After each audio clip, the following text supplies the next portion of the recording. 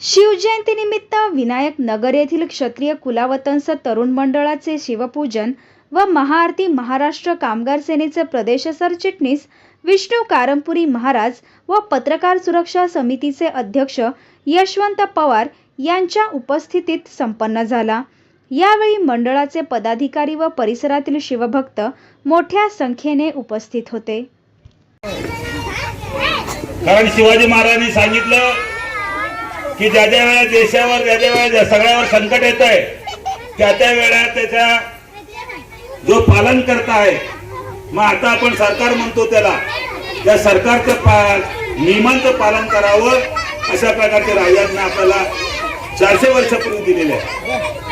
त्यावेळी देखील राजांनी मुठभर सैन्याने घेऊन 400 वर्षापूर्वी स्वराज्य संस्था हिंदू स्वराज्य संस्था स्थापना केली।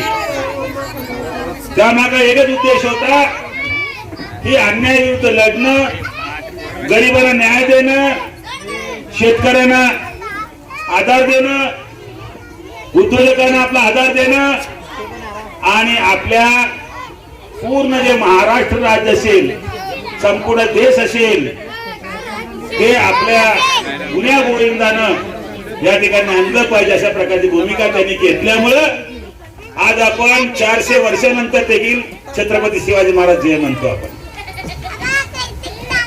छत्रपती शिवाजी महाराजांच्या या महाराष्ट्राचं राजकारण पूर्णपणे छत्रपती शिवाजी महाराजांच्या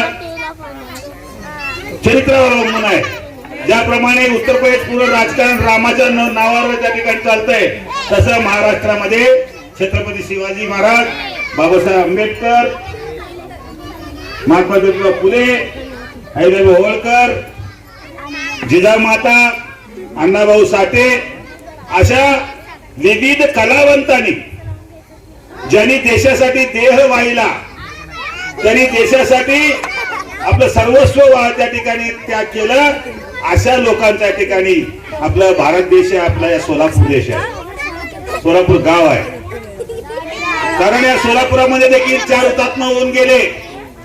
त्या हुतात्म्यामुळे सोलापूरचं नाव अजून सुद्धा संपूर्ण जगामध्ये नाव आहे की सर्वात प्रथम ज्या ठिकाणी हुतात्मा गेला, हुतात्मा 4 हुतात्मे त्यांनी सोलापुरात झालं, म्हणून आपल्याला 1930 साली स्वातंत्र्य पहिला मिळालं। अशा अनेक पराक्रम किंवा शिवाजी महाराजांबद्दल आपल्याला सांगता येईल। त्यांनी पुरुषांना परस्त्रीला माते समान मानलं, बहीण समान मानलं, परधनला त्यांनी आपलं नाही मानलं, परधनला दुसऱ्याचा आशाना ठेवला, असं अनेक समाज त्या ठिकाणी सांगता येईल। की लहानपणी आपण बघत होतो जिजामातांनी शिवाजी महाराज भीमाची कथा, हनुमंताची कथा, रामाची कथा, लक्ष्मणाची कथा सांगून त्यांना शूर प्राप्त केलं। तसं आपण आता व्हॉट्सअप मोबाईल सोडून आपल्या मुलांना वीरकथा सांगा। भीमाने काय केलं, हनुमंतानी कसं पराक्रम गाजवलं, रामाने काय केलं, अर्जुनाने काय केलं, अशा प्रकार सांगून आपण मुलांना सुद्धा त्याच्या एक संस्कृती संस्कार घडवा अशा प्रकारे विनंती करतो। आणि आपण शिवाजी महाराजांचं एक चांगल्या पद्धतीने छोटासा का होईना, आता बघा ठिकाणी 100-300 लोक आहेत, त्यातील घरात लोक आहेत, त्याचं या ठिकाणी सांगतात चांगला शिवजयंती केला म्हणून। या शिवजयंती छत्रपती कुलावतंस प्रतिष्ठानच्या या मंडळाला मी आमच्या गुरुरत्न परिवार, महाराष्ट्र कामगार सेना, आमचे पत्रकार सुरक्षा समिती अध्यक्ष आहेत पवार साहेब, यांनी सुद्धा फार मोठे वक्ता आहेत, त्यामुळे त्यांना सुद्धा थोडं तुम्हाला बोलायला लावतो।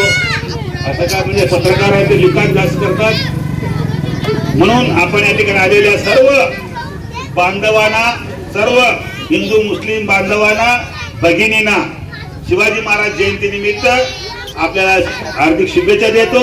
मंडळाच्या या कार्यक्रमाला हार्दिक शुभेच्छा देतो आणि त्यांचं या ठिकाणी कौतुक करावं तेवढं कमी आहे, म्हणून अशाच प्रकारचा कार्यक्रम यावर्षी छोटा होईल, पुढच्या वर्षी कोरोना पूर्ण नष्ट होईल आणि या पूर्ण गल्ली बोर्ड पूर्ण लाईटी लावून आपण शिवजयंती करत यावे। आम्ही सुद्धा परत एकदा येऊ या ठिकाणी पूजन करायला, असं शुभेच्छा देतो सर्वांना। छत्रपती शिवाजी महाराजांच्या जे शुभेच्छा देऊन मी माझे शब्द 2 शब्द संपवतो। जय हिंद, जय महाराष्ट्र। छत्रपती शिवाजी महाराज की, छत्रपती शिवाजी महाराज की।